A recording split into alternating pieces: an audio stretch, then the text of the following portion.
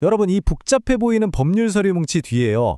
한 사람의 인생을 바꾼 정말 드라마 같은 재정적 재기 이야기가 숨어 있다면 어떠세요? 오늘은 실제 개인회생 사건 기록을 하나하나 뜯어보면서요. 빚이라는 정말 거대한 산을 넘고 새로운 시작을 맞이한 한 분의 이야기를 따라가 보려고 합니다. 자, 그럼 오늘 우리가 함께 따라갈 길을 한번 볼까요? 먼저 이 모든 일의 시작이었던 산더미 같은 빚이 대체 얼마였는지부터 확인하고요. 그분의 재정 상황을 속속들이 들여다볼 겁니다. 그리고 나서 새로운 시작을 위한 신청 과정, 또 36개월간의 상환 계획을 거쳐서 과연 어떻게 두 번째 기회라는 놀라운 결과를 얻게 되는지 그 과정을 함께 보겠습니다. 네, 그럼 바로 이야기의 중심으로 한번 들어가 보겠습니다. 모든 건 이 사건 번호 3144에서 시작되는데요. 이 숫자 뒤에는 정말 감당하기 힘든 재정적 위기에 처한 한 사람이 있습니다. 바로 이 숫자예요. 총 빚이 5,214만 2,033원. 그러니까 약 5,200만 원이죠. 이 금액 하나만 봐도 이 사건이 얼마나 무거운지 감이 오시죠? 모든 문제의 시작점이자 반드시 넘어야만 했던 거대한 산이었던 겁니다. 그럼 이 빚의 주인공은 누구일까요? 바로 51살의 일용직 근로자셨습니다. 정말 매일같이 성실하게 일하셨지만 그 소득만으로는 계속 불어나는 빚을 도저히 감당할 수가 없는 그런 막다른 길에 몰리게 된 거죠. 아니, 근데 어떻게 빚이 5천만 원이 넘게 불어난 걸까요?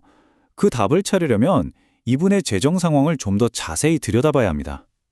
수입은 얼마고 지출은 또 얼마인지, 자산은 뭐가 있는지 한번 꼼꼼히 뜯어보겠습니다. 자, 여기 이 그래프를 한번 보세요. 이게 진짜 중요한 부분인데요. 한 달 수입이 160만 원, 그리고 생활비가 129만 원. 여기서 생활비는 그냥 막 쓰는 돈이 아니라 법원에서 인정한 최소한의 생계비예요. 이걸 빼고 나면 매달 손에 쥐는 돈이 고작 31만 원밖에 안 되는 거예요. 여러분, 한 달에 31만 원씩 모아서 5,200만 원 빚을 갚는다? 이건 사실상 불가능한 얘기죠. 빚이 또 한두 군데가 아니었어요. 보면 웰컴저축은행이 자동차 대출, 우리은행이랑 전북은행이 신용대출, 삼성카드 빚까지 이렇게 여러 금융기관의 빚이 쫙 흩어져 있는 우리가 흔히 말하는 다중채무 상태였던 겁니다. 이 빚 전체를 좀 나눠보면요. 크게 두 종류로 볼 수 있어요. 하나는 자동차 같은 담보가 잡혀있는 담보부 채무. 이게 한 1,400만 원 정도 되고요. 나머지는 순수하게 신용으로만 빌린 무담보 채무인데 이게 약 3,800만 원이에요. 근데 이 둘을 왜 굳이 나누냐? 이게 중요하거든요. 나중에 돈을 돌려받을 때 채권자들이 가지는 권리의 힘이 완전히 다르기 때문입니다. 자, 여기서 법률 용어 하나만 딱 짚고 넘어갈게요. 별채권부 채권이라는 건데요. 말이 좀 어렵죠? 그냥 쉽게 말해서 담보 잡힌 빚이라고 생각하시면 돼요. 만약에 돈을 못 갚잖아요? 그럼 이 빚을 가진 채권자는 다른 채권자들보다 먼저 그 담보물, 이 경우에는 자동차겠죠? 그걸 팔아서 자기 빚부터 챙겨갈 수 있는 아주 막강한 권리를 갖게 되는 겁니다.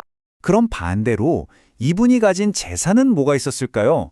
보니까 2017년식 그랜저 자동차 한 대, 그리고 보험 해약하면 나오는 돈 조금, 마지막으로 월세 보증금, 이게 전부였습니다. 이 자산 목록이 왜 중요하냐면 나중에 채권자들이 최소한 이만큼은 받아야겠다라고 주장하는 근거가 되기 때문이에요. 자, 상황을 정리해보면 빚은 감당이 안 되고 살림은 너무 빠듯하고 결국 이분은 결심을 합니다.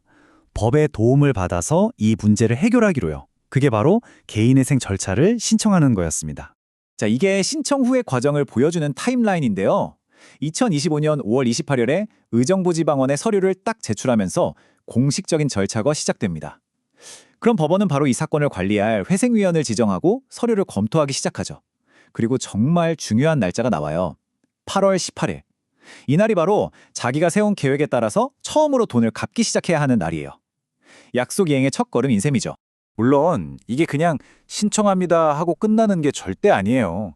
보시는 것처럼 채권자 목록, 재산 목록, 수입이랑 지출 내역, 왜 이렇게 됐는지 쓰는 진술서까지 정말 자기의 모든 걸 다 투명하게 공개하는 엄청난 서류들을 제출해야 해요. 한마디로 저는 정말 이 도움이 절실합니다라는 걸 법원에 제대로 증명해야 하는 과정인 거죠. 자, 그럼 이제부터가 진짜 핵심입니다. 이 모든 문제를 해결하기 위해 법원에 제출한 계획, 그 변제 계획안을 한번 들여다보겠습니다. 앞으로 3년 동안 이 빚을 어떻게 갚아나가겠다는 구체적인 청사진인 셈이죠. 그럼 매달 얼마씩 갚아야 할까요? 계산은 생각보다 간단합니다. 아까 봤던 월소득 160만 원 있죠? 여기서 법이 보장하는 최소 생계비 129만 원을 딱 빼는 거예요. 그럼 얼마가 남죠? 네, 정확히 31만 원이 남습니다. 바로 이 돈, 이 31만 원이 매달 빚을 갚아나가는 돈이 되는 겁니다. 이 단순한 덧셈 뺄셈이 이 모든 계획의 심장이라고 할 수 있어요. 자, 여기서 또 중요한 개념이 하나 등장합니다. 바로 가용소득이라는 건데요. 말 그대로 쓸 수 있는 소득이라는 뜻이에요. 내 소득에서 최소한의 생계비를 뺀 나머지 돈, 이걸 전부 가용소득이라고 부릅니다. 개인회생의 원칙은 아주 간단해요. 이 가용소득은 단 한 푼도 다른 데 쓰지 말고 전부 빚 갚는 데 쏟아부어야 한다는 겁니다. 그리고 이 약속을 얼마 동안 지켜야 하냐면 바로 36개월, 딱 3년입니다. 3년 동안 매달 31만 원씩 꾸준히 갚아 나가야 하는 거죠. 어떻게 보면 길고 또 어떻게 보면 새로운 시작을 위한 짧은 시간일 수도 있겠네요. 자, 그럼 이제 가장 궁금한 부분이죠. 3년 동안 정말 성실하게 31만 원씩 갚고 나면 과연 어떤 결과가 기다리고 있을까요? 이제 이 이야기의 하이라이트, 그 놀라운 최종 결과를 공개할 시간입니다. 자, 이 숫자의 대비를 한번 보세요. 원래 갚아야 했던 무담보 채무 원금만 약 3,800만 원에 달했죠. 그런데 3년 동안 이 계획대로 실제로 갚게 되는 돈은 놀라지 마세요. 약 1,100만 원입니다. 정말 엄청난 차이죠? 그래서 이걸 비율로 따져보면 최종 변제율은 딱 29%가 나옵니다. 이 숫자 하나가 이 사건의 모든 걸 말해주는 거예요. 원래 빚 원금의 3분의 1도 안 되는 29%만 갚으면 그 지긋지긋한 빚의 굴레에서 벗어날 수 있게 된다는 뜻입니다. 네, 맞습니다. 바로 이거예요. 3년 동안의 계획을 무사히 성공적으로 마치기만 하면 남은 원금 약 71%랑 그동안 불어났던 모든 이자는 법적으로 완전히 면제, 즉 탕감받게 됩니다. 이게 바로 개인회생 제도가 주는 진짜 새로운 시작의 기회인 거죠. 자, 근데 여기서 이런 생각이 드실 수 있어요. 아니, 어떻게 원금의 70% 넘게 탕감을 해줘? 돈 빌려준 사람들은 너무 손해보는 거 아니야? 충분히 가질 수 있는 의문이죠. 왜 법원이 이런 어떻게 보면 파격적인 계획을 승인해 주는지 그 이면에 숨어있는 아주 중요한 원칙을 마지막으로 짚어보겠습니다. 그 이유는 바로 이 비교에 있습니다. 법원은요, 두 가지 상황을 놓고 저울질을 해요. 만약 이 사람이 그냥 파산을 했다면 어떻게 될까? 지금 가진 재산을 전부 다 팔아도 채권자들이 나눠 가질 수 있는 돈은 약 866만 원밖에 안 돼요. 이걸 청산가치라고 합니다. 그런데 이 개인회생 계획을 따르면 3년 동안 총 1,116만 원을 갚게 되죠. 어때요? 파산하는 것보다는 돈을 더 많이 받죠? 그러니까 채권자 입장에서도 100%는 아니지만 이게 더 나은 선택인 겁니다. 이게 바로 법원이 계획을 승인하는 가장 핵심적인 원칙, 청산가치 보장의 원칙이라는 거예요.